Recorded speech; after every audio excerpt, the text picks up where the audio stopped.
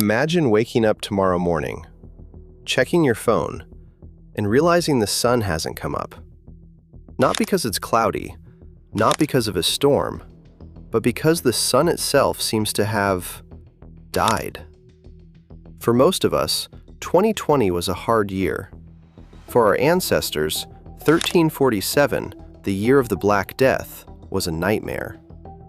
But ask a historian what the absolute worst year to be alive was, and they won't say 1918. They won't say 1347. They will point to a year that has been almost erased from our collective memory. 536 AD. The year the sun went dark. The year winter lasted for 18 months. The year that literally changed the DNA of human civilization. Today, we are stepping back into the shadows to uncover the mystery of the dark cloud.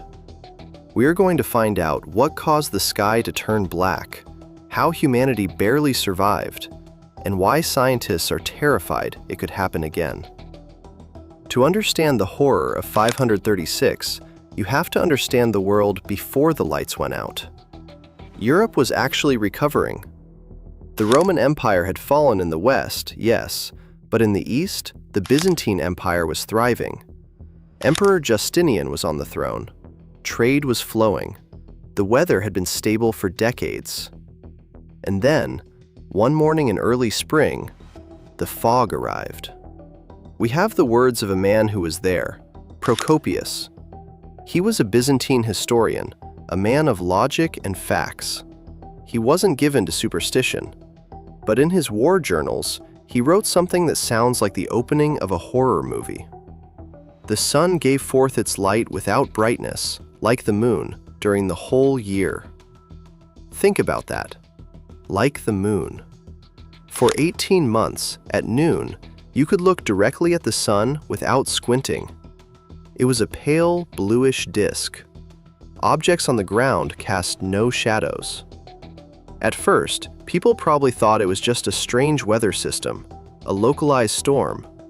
But weeks turned into months, and the reports started coming in from everywhere. This wasn't just in Rome.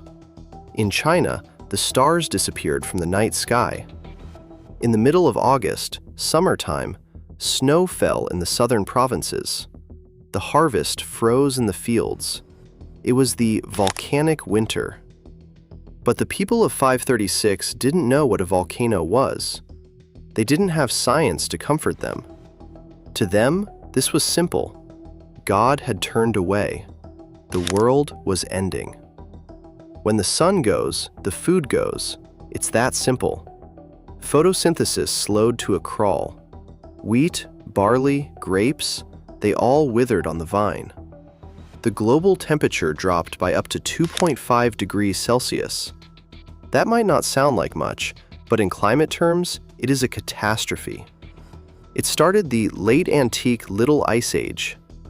In Mesopotamia, heavy snow fell where it had never fallen before. Birds dropped dead from the sky, frozen mid-flight. And when the food runs out, civilization breaks. Desperate tribes in the north, facing total starvation, began to migrate south. They weren't looking for conquest, they were looking for sunlight. They were looking for bread. This triggered a domino effect of warfare that reshaped Europe. The Lombards, the Slavs, the Avars, they were all pushed into motion by the cold. But the cold was just the opening act. The darkness brought something else with it. Something much, much worse. You see, the cooling climate disrupted the ecosystems of East Africa. It forced rodents, rats specifically, to move closer to human habitation to find warmth and food. And on the backs of those rats were fleas. And in the bellies of those fleas was a bacterium called Yersinia pestis. In 541 AD, just as the sun was finally starting to return to normal, the bubonic plague arrived in Constantinople. It is known today as the Plague of Justinian. It wiped out nearly 50% of the world's population. And it likely never would have hit that hard if the population hadn't already been starving and weakened by 5 years of darkness. We're about to dive into the science of what actually happened, the mystery of the volcano that tore the world apart.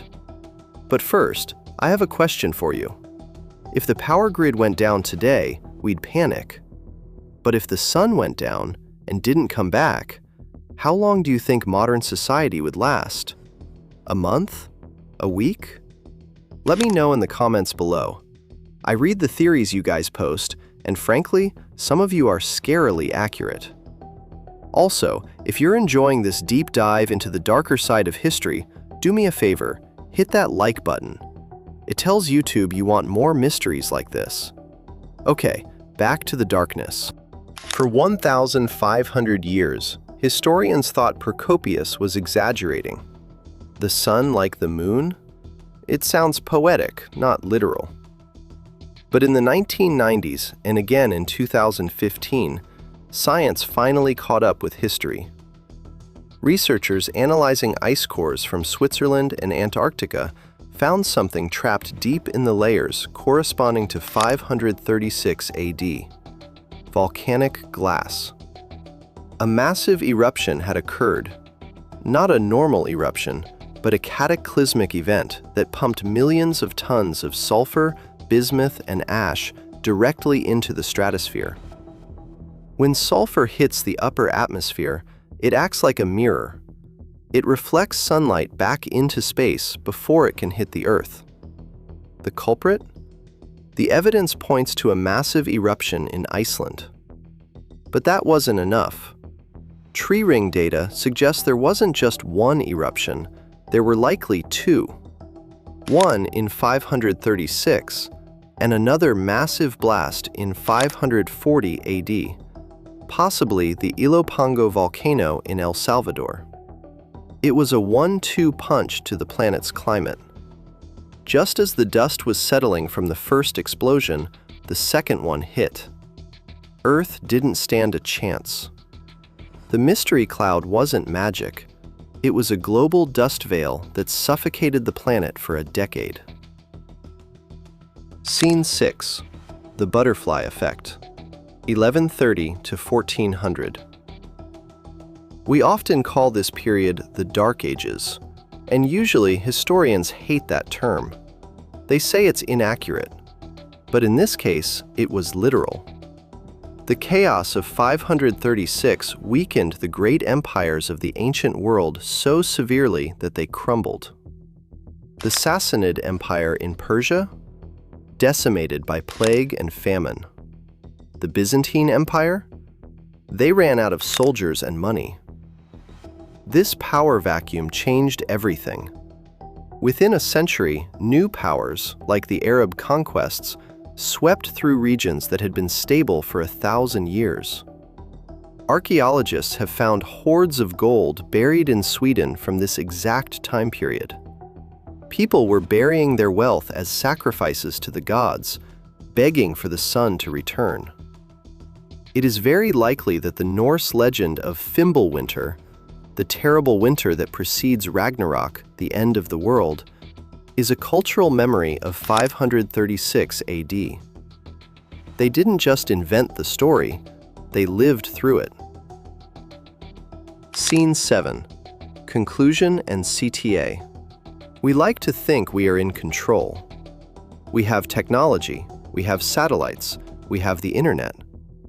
But 536 AD teaches us a humbling lesson. We are living on a planet that is alive, and sometimes the planet wakes up. All it took was one mountain in Iceland blowing its top to plunge humanity into darkness, starvation, and plague. The people of 536 looked up at a broken sky and thought the world was ending. And for the ancient world, it did. The world that emerged from the fog was the medieval world, a harder, darker, colder place. If you think 536 was bad, wait until you hear about what happened when the oceans boiled. If you want to support the channel and make sure you don't miss that story, make sure you're subscribed and have notifications turned on. And if you want to know about another mystery that science is just now solving, click on this video right here. It might just keep you up at night. I'll see you in the dark.